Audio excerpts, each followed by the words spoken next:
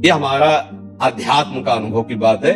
नहीं तो क्या कर दिया जाए जिससे आप बच सकते हो? सोचो आपको क्या मिल जाए? एक ऐसा शब्द बोल दो जिससे आप निर्भय, निश्चिंत और निःशोक हो सकते हैं। एक बोलो कि ये मिल जाए तो मैं बिल्कुल निश्चिंत हो जाऊंगा और आज से कोई कामना नहीं करूंगा।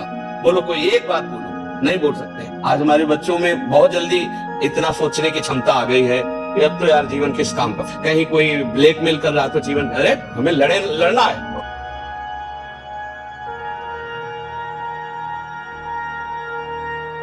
ये जो बच्चा बोल रहा है कि हम भयभीत हो जाते हैं, हम शोकित हो जाते हैं, हम आगे, ये नकारात्मक सोच ही तो है।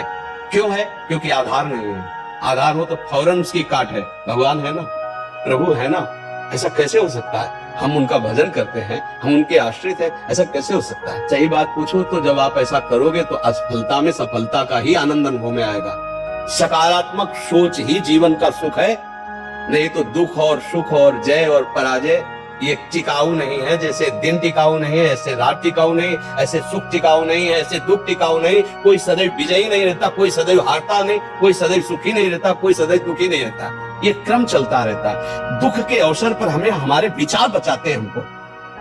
अभी हम अपने विचार में अपने को बीमार मान ले तो हम कल से आने लायक नहीं रहेंगे। ध्यान रखना, हम आज अब भी नहीं मानते कि हम बीमार हैं। तो हमारी निगेटिव सोच जो है ये बिना भजन के नहीं जाएगी। और अगर ये बनी रही तो अरबों रुपया हो, खूब बड़ा पद हो, पति, व्यवस्था, पत्नी, सब कुछ हो, लेकिन नकारात्मक सोच तुम्हें चैन से नहीं रहने देगी। पक्की बात ना, इसको सुधारना है तो सत्य पे आइए, धर्माचरण कीजिए, पवित्र चरित्र रखिए और नाम जप कीजिए। आपकी सोच बदल जाएगी। देखो, आपकी सोच अच्छी है तो आप थोड़ा कम पैसे वाले भी है ना, गरीब भी है, तो मस्त रहेंगे। सोच सही नहीं है तो चाहे आपके पास अरबों रुपया हो, आपका जीवन नरक जैसा रहेगा। क्योंकि आपकी सोच अशांति, कलह, नाना प्रकार की वासनाओं में, खेल में फंसाकर आपको नष्ट कर देगी। तो हमें लगता है कि बिना अध्यात्म के चिंता, भय, शोक इसका दूर होना बहुत कठिन है। नाम जप करो, चरित्र पावन रखो। आज प्राय चरित्र को हम नहीं सुरक्षित रख रहे। ये समझ लीजिए कि चरित्रवान के पास ऐश्वर्य चरण चूमता है। चरित्रहीन चाहे आपसे जितना धन एकत्रित कर ले, शांति और सुख का अनुभव नहीं कर सकते। अब ये बात शास्त्र की और संतों की मानना स्वीकार करो तो अभी आनंद की अनुभूति हो जाए। हमारा चरित्र देखो, हम राम चरित्र गाते हैं। राम जी रघुवंश में प्रकट हुए, रावण उत्तम कुल कुलस्त करनाते, ब्राह्मणत्व उत्तम कुल कुलस्त करनाते, लेकिन चरित्रहीन हो गया तो राक्षस कहा गया। समझ रहे? चरित्र गाते हैं, राम चरित्र गाते हैं। माँ केवल अंतर है, मैं वही बड़ी राह उसमें भी लगी हुई।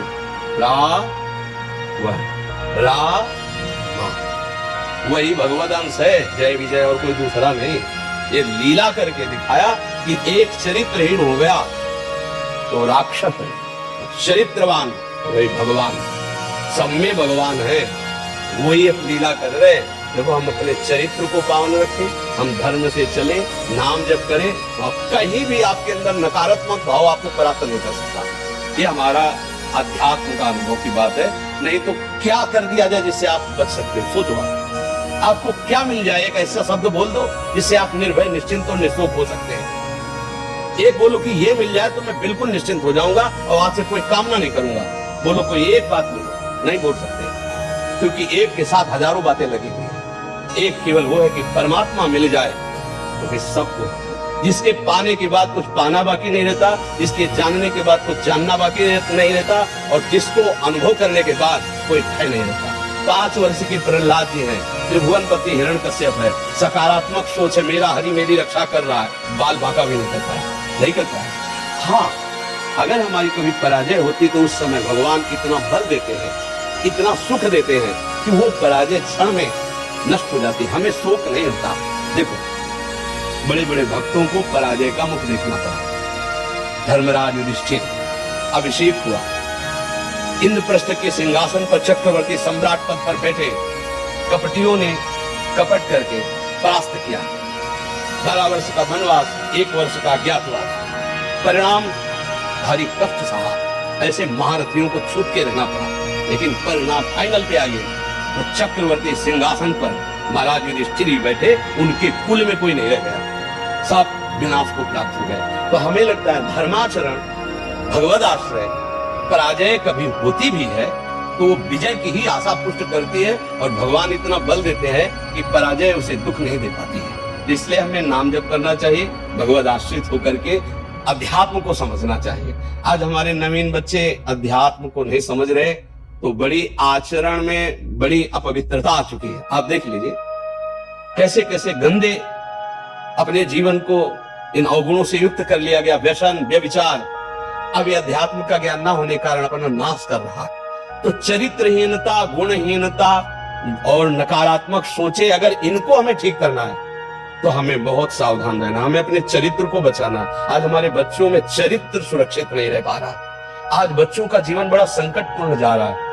बात पक्की समझना, हमको जब ऐसी बात आती है तो हम दुखी होकर के बोलने लगते हैं कि आज हमारे राष्ट्र का जो ये नवीन भविष्य है ये संकटपूर्ण परिस्थिति में जा रहा है। गर्लफ्रेंड, ये बॉयफ्रेंड, ये व्यसन, ये इनको चैन से नहीं रहने देंगे। नवीन अवस्था के बच्चे हैं, जब गंदे आचरणों में फंस जाते हैं, अब उनको ब्लैकमेल किया जाता है। वो अपने माँ बाप से बता नहीं सकते कि दूसरे से कहने घुटते रहते हैं, और अगर ज्यादा घुटन आ गए तो अपने आप को।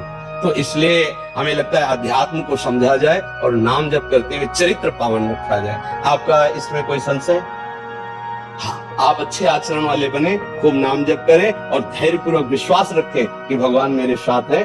अगर कभी ऐसी हार या पराजय या दुख आता है तो हम उसको सहने के लिए धैर्यवान रहे। हम उसमें इतना निगेटिव न सोच जाए कि हमारा जीवन से ही निराशा हो जाए। आज हमारे बच्चों में बहुत जल्दी इतना सोचने की क्षमता आ गई है, अब तो यार जीवन किस काम का, कहीं कोई ब्लैकमेल कर रहा तो जीवन, अरे हमें लड़ना है।